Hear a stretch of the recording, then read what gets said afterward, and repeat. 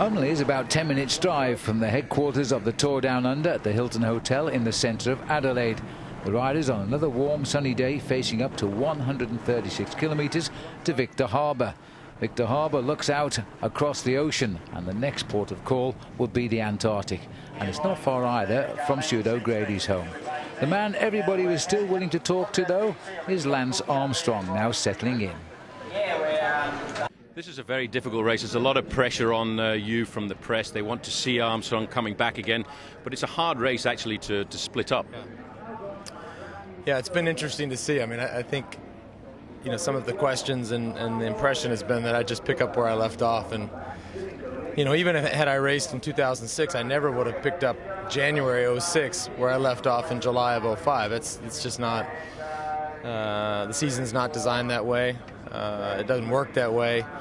But I've tried to be in shape, tried to be, you know, strong enough to hang on the bunch and be at the front when I could. Well, Armstrong is 23 seconds off the lead. This man, Alan Davis, is the leader. Yeah, very happy. It's good to be in the leaders. What's the team strategy going to be today? Will you try and keep hold of it, or will you look to maybe Team Columbia to do most of the work? Probably a bit of both, mate. Yeah, we want to keep the jersey going into tonight. But, you know, in the same fact, we just said before, Columbia are in a very good position. I think they're still the favourites to win the bike race. They've got a lot of cars to play. They've got Rogers and Henkapi lurking there, who are very good climbers.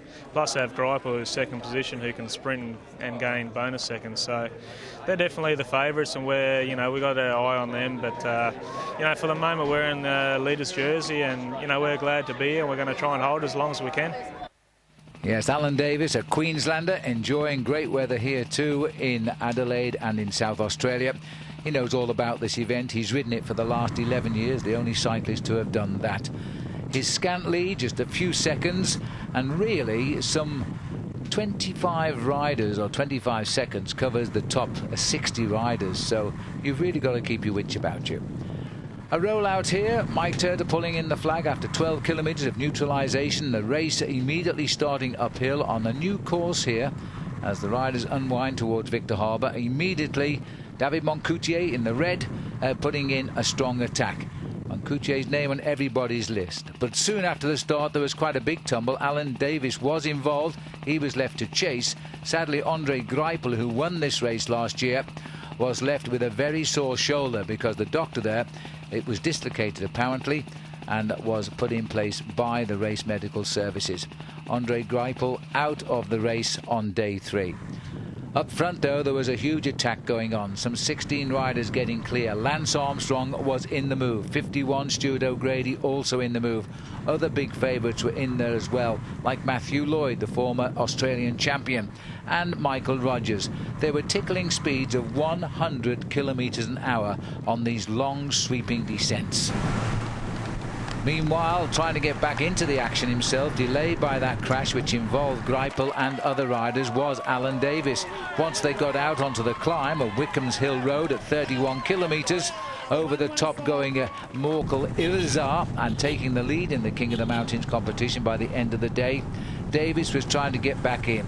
Over the top of Wickham's Hill Road, he did get back into the pack, and he was a very relieved man. But this was to be a day which would be dictated by the strong crosswinds and occasionally headwinds which blew at gale force. It caused a lot of problems for a lot of riders. Lance Armstrong there stretching his back as the breakaway, try as it might, could not gain more than 1 minute and 3/4 over the field. As they raced into the special sprint at Meadows at 57 kilometres, time bonuses suddenly are very important here. And so Matt Wilson, a former Australian champion, goes for the win. He gets 3 seconds. Stuart O'Grady an invaluable 2, and Michael Rogers got 1. At this point, the main field were chasing 1 minute behind. They would not let the group escape. And this was the way it would be again as the riders continued to fight out the same odds here. This time, though, in Goulburn at 92 kilometres, O'Grady got 3 seconds there, Wilson got the 2, and Rogers got another 1. Well, these few seconds could make the difference by the end of the day in the race for the ochre jersey. They were all swept up soon after that sprint in Goulwa, immediately attacked by the Belgian rider on the right, Glenn Dollander, quickly joined by the young hope from Western Australia, Cameron Meyer. Meyer just left Dollander for dead on the climb of the Crow's Nest, and at the top, at 116 kilometres, 20 still left to race, he was on his own. And this rider, don't forget, had crashed in Stirling the day before and dislocated his collarbone. He was caught by what was left of the big peloton here, as the hills seemed to be relentless, and so too were the strong crosswinds. Now these boys were driving for the day's stage victory, and it could be the man winning the stage would be the new race leader, because there was now a blanket over the top 6 men after the sprints out on the course.